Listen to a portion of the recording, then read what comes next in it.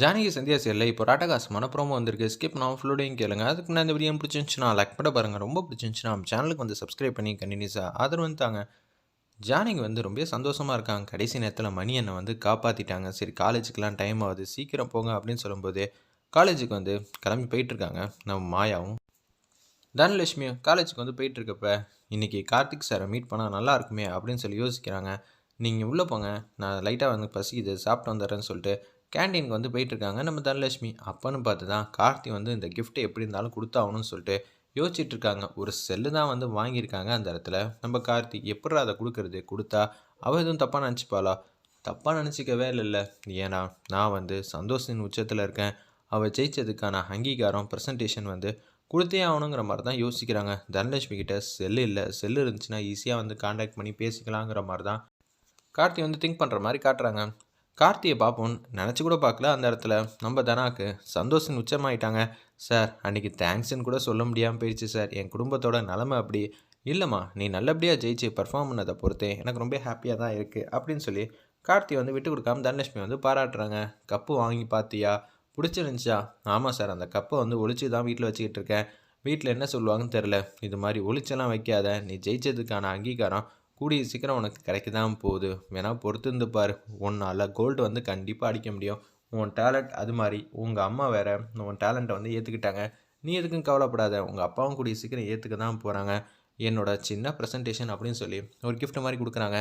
Sir இதில் என்ன இருக்குது, நீ யாரும் இல்லாதப்ப பிரித்து பாருன்னொன்னே யாரும் இல்லாதப்ப பிரித்து பார்க்குறாங்க. பார்த்தா செல்ஃபோன் இருக்குது. ரொம்ப ஹாப்பி ஆகிட்டாங்க. அந்த இடத்துல நம்ம தனலட்சுமி காலேஜ் வந்து முடிஞ்சிருச்சு, என்னது இன்னமும் தனாவை காணுமேன்னு சொல்லி மாயா வந்து அந்த இடத்துல பார்க்குறாங்க. பார்த்தா கார்த்திகிட்ட வந்து பேசிகிட்டு இருக்காங்க. சார் இந்த கிஃப்ட் கொடுத்தது யாருக்கும் தெரிய வேணாம் சார். சரிங்களா, நமக்குள்ளேயே இருக்கட்டும். சரிப்பா நானும் யார்ட்டையும் சொல்லன்னு சொல்லிட்டு கார்த்தி மட்டும் கடந்து போயிட்டுருக்காங்க. கோச்சுக்கிட்ட என்ன பேசிகிட்டு இருந்தேன், அவருக்கு நான் நன்றி சொல்லணும்னு சொன்னலம்மா. நான் வந்து கோப்பையை கூட வாங்காமல் அன்றைக்கி நான் வீட்டுக்கு வந்துட்டேன். அது மட்டும் இல்லாமல் தேங்க்ஸ்ன்னு ஒரு வார்த்தையில் சொல்ல முடியாதுல்ல, அதனால தான் அவர்கிட்ட வந்து பேசிகிட்டு இருந்தேன். அவ்வளோதானே அப்படின்னு சொல்லி இன்டெரக்டாக வந்து கேட்குறாங்க மாயா. அவ்வளோதான், ஒன்றும் இல்லை சரின்னு சொல்லிட்டு வா வீட்டுக்கு போகலான்னு சொல்லிட்டு வீட்டுக்கு வந்து போகும்போது வீட்டில் ஏற்கனவே வந்து பூஜையெல்லாம் ஏகப்போகா வந்து நடந்துகிட்டு இருக்கேன். அந்த இடத்துல தனலட்சுமி, மாயா, சாருமதி எல்லாரையும் உட்கார வச்சு பூஜை செய்யணும், பூஜையில் வந்து கலந்துக்க வைக்கணும் தான் ரமணி பாட்டி வந்து யோசிச்சுட்டு இருக்காங்க. என்னது பசங்களை இன்னும் காணுமேன்னு சொல்லி திங்க் பண்ணிகிட்டு இருக்கப்ப கரெக்டாக காலேஜ்லேருந்து வந்து வீட்டுக்கு வந்துகிட்டு இருக்காங்க. அந்த இடத்துல நம்ம தனாவும் மாயாவும் அப்படியே வந்து பையெல்லாம் அந்த மூலையில் வந்து வச்சுருங்க அப்படின்னு சொல்லும்போது பையோட வந்து பூஜையில் வந்து கலந்துக்கிறாங்க. பையை தான் வச்சிருன்னு சொன்னல. சாருமதிக்கு எடுத்தோன்னே வந்து பையை வந்து வச்சுட்டு வந்திருந்தா சந்தேகம் வந்திருக்காது. என்னதுக்கு பையே வந்து மடியில் வச்சுட்டு உட்காந்துட்டு இருக்கா.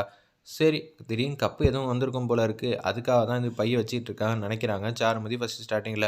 போய் வச்சுட்டு வான்னு சொல்கிறேன்ல அப்படின்னு சொல்லும்போது சோபாவில் வந்து வச்சிடுறாங்க. அந்த இடத்துல செல்ஃபோனோட அப்பாலேருந்து யாரும் பார்த்துட்டா என்ன பண்ணுறது, அச்சச்சோ யாருக்கும் தெரியாமல் நம்ம ரூமுக்கு வந்து எடுத்துகிட்டு போயிடலான்னு பார்த்தா என்னடா அது சத்திய சோதனையாக இருக்கேங்கிற மாதிரி தான் திங்க் பண்ணுறாங்க. அந்த இடத்துல நம்ம தனலட்சுமி. சாருமதி வந்து இருக்கிறப்ப மாயாவும் அது பக்கத்தில் தான் உட்காந்துட்டு இருக்காங்க. நம்ம தனலட்சுமி அப்படியே அந்த பையே பார்த்துட்டு இருக்காங்க. சந்தேகம் வந்து வந்துடுச்சு நம்ம சாருமதிக்கு. அந்த பையில் என்னமோ ஒரு சீக்ரெட் வந்து இருக்குது, என்ன எதுன்னு கண்டுபிடிச்சே ஆகணுங்கிற மாதிரி உச்சக்கட்ட கோபத்தில் வந்து இருக்காங்க நம்ம சாருமதி. எங்கள் அப்பாவையும் அவமானப்படுத்துறீங்க, இதை வச்சு என்னால் என்ன திட்டம் போட முடியும்னு நான் பார்ப்பேன், கடைசியில் உங்களுக்கு மிகப்பெரிய ஆப்பு வைக்காமல் விட மாட்டேன்னு கேவலமாக சாருமதி வந்து நினச்சிட்டு இருக்காங்க. பூஜையை வந்து கலந்துக்கிறப்ப கரெக்டாக வந்து ரகுராமும் அவங்களுக்கு தெரிஞ்ச ஒருத்தவங்களும் வந்து சோபாவில் உட்காந்து பேசிகிட்டு இருக்காங்க. ஐயோ அப்பா மட்டும் பைய திறந்து பார்த்தா என்ன ஆகுறது, அப்புறம் அவ்வளோதான், ஏற்கனவே வந்து கெட்ட பேர் வந்து வந்துகிட்டு இருக்கு, இதில் இது வேறையா அப்படின்னு சொல்லி யோசிச்சுட்டு இருக்காங்க. அந்த இடத்துல நம்ம தனலட்சுமி அப்போன்னு பார்த்து என்னது ரகுராம் வேறு இருக்காங்க. சாருமதி வந்து திங்க் பண்ணுறாங்க, பையில் என்னமோ இருக்குது, யாருக்கும் தெரியாமல் அந்த பையில் இருக்கிற என்ன பொருள் இருக்குன்னு பார்த்துடணும்னு சொல்லிட்டு எனக்கு கொஞ்சம் வேலை இருக்குதுன்னு சொல்லிட்டு சாருமதி மட்டும் வெளில வந்துடுறாங்க. வெளில வந்தோன்னே அந்த பையை வந்து யாருக்கும் தெரியாமல் எடுத்து அப்படியே வந்து அந்த செல்ஃபோன் வந்து பார்த்துட்றாங்க. இதுக்கு தான் இப்போ இதை அரண்டுக்கிட்டு இருந்தாலா, ஓகே ஓகே அப்படின்னு சொல்லிட்டு யோசிச்சுட்டு அந்த செல்ஃபோன் வந்து திருடிட்டு திருப்பியும் கேஷுவலாக வந்து தனலட்சுமி பக்கத்தில் வந்து உட்காந்துடுறாங்க. அதுக்கப்புறம் பூஜையெல்லாம் முடிஞ்சதுக்கப்புறம் பையை எடுத்துகிட்டு அப்படியே மாடிக்கு வந்து போகிறாங்க அவங்க ரூம் பக்கம். கரெக்டாக வந்து பையை திறந்து பார்க்கலான்னு இருக்கிறப்ப மாயா வந்துடுறாங்க. அதெல்லாம் ஒன்றும் இல்லையே அப்படின்னு சொல்லி கேஷுவலாக இருக்கிறப்ப, இல்லையே உன் மேலே எனக்கு சந்தேகம் தானே வருது அப்படின்னு சொல்லி பேச ஆரம்பிக்கும்போது, அப்படியெல்லாம் ஒன்றும் இல்லை, அந்த கோப்பையை எடுத்து பார்க்கலாமான்னு தான் யோசித்தேன். அப்படியா சரி சரி எதுவாக இருந்தாலும் அப்புறம் பார்த்துக்கலாம். வீட்டில் வந்து கீழே வந்து ஜானகி அம்மா கூப்பிட்டாங்க, நீ கீழே போ நான் வந்துடுறேன்னு சொல்லிட்டு மாயா மட்டும் போகிறாங்க.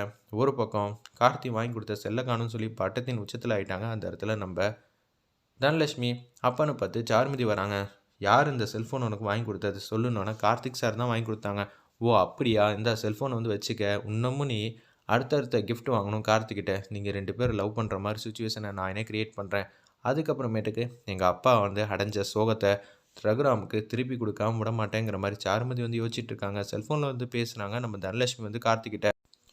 மாயா வந்து ரூம் வாசல்ல இருந்து இதெல்லாம் கேட்பாங்களா இல்லையான்னு தெரியல. திருப்பியும் தனலட்சுமி வந்து ஏதோ ஒரு பிரச்சனையில மாட்டிக்க போறாங்க. மாயா மேல